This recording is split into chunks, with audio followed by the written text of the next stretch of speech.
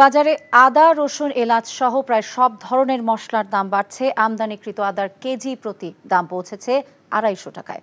আর গত ১৫ দিনে প্রতি কেজি এলাচের দাম বেড়েছে ৫০০ থেকে ৮০০ টাকা পর্যন্ত। অন্যদিকে অস্বাভাবিকভাবে বাড়ছে সোনালী মুরগির দাম, কেজি বিক্রি হচ্ছে ৩৯০ টাকায়। হাসানুল শাওনের রিপোর্ট। বাজারে গত কয়েকদিন ধরে বাড়ছে সব ধরনের আদার দাম।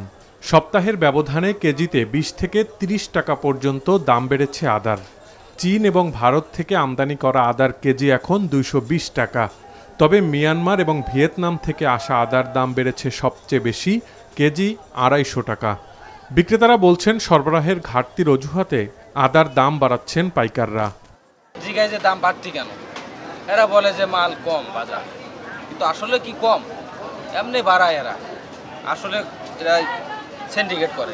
বিকাশে কম খরচে ক্যাশ আউটের লিমিট বেড়ে ৫০,০০০, প্রিয় এজেন্টও ২টা। বাজারে রসুনের দামও বাড়তি। আমদানিকৃত রসুনের কেজি এখন ২২০ টাকা আর দেশি রসুনের কেজি ১৬০ টাকা। কমেনি আলুর দাম কেজি ৫০ টাকায় বিক্রি হচ্ছে, আর দেশি পেঁয়াজের কেজি মিলছে ৬০ টাকায়। সবকিছুর বাড়তি দামে হতাশ সাধারণ ভোক্তারা। সবকিছুর দাম তো প্রতিদিন বাড়তেছে, কমতেছে তো না। সাধারণ মানুষ খুব কষ্টে আছে। সারাদিন পরিশ্রম করে ৫০০ টাকা কামাইতে না, তাহলে আলুর কেজি যদি ৫০ টাকা কেজি খাইতে হয়, পেঁয়াজের কেজি যদি ৭০ টাকা কেজি খাইতে হয়, কি বাজারে মানুষে খায়। বাজারে প্রায় সব ধরনের মশলার দাম বাড়তি।